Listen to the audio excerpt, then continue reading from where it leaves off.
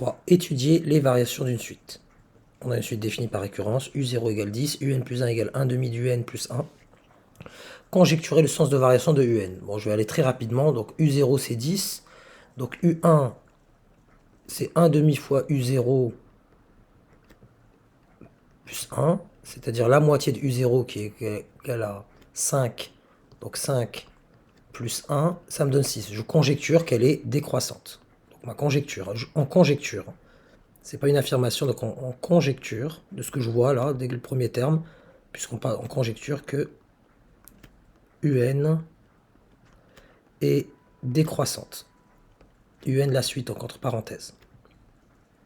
J'insiste sur le on conjecture, c'est pas UN est décroissante, c'est on le conjecture.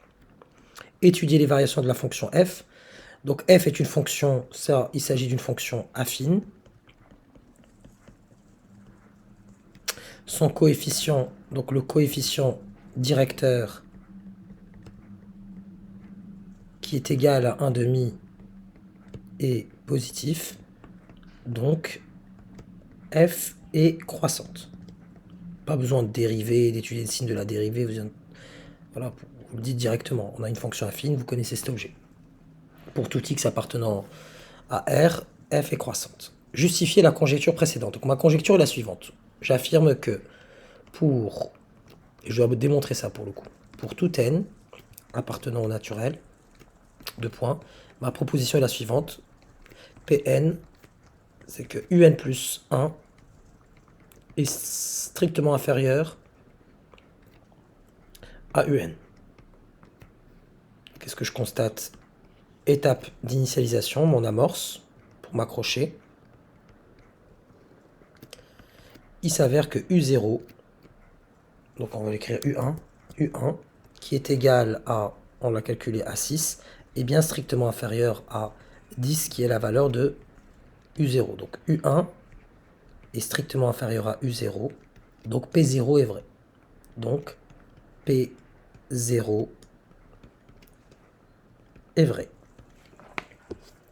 Maintenant passons, une fois qu'on a montré l'initialisation, passons à l'hérédité. Hérédité, soit n un entier donné, donc supposons pour un n, supposons pour n, un certain n fixé, Pn. Donc supposons que Pn est vrai. Autrement dit, supposons que un plus 1 est strictement inférieur à un. J'introduis cette fois-ci ma fonction f est croissante, or f est croissante.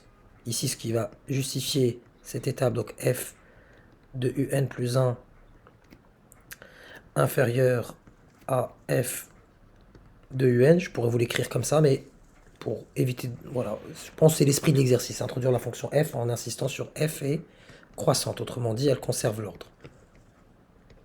Et en ayant noté au préalable que un plus 1 est égal à f de un.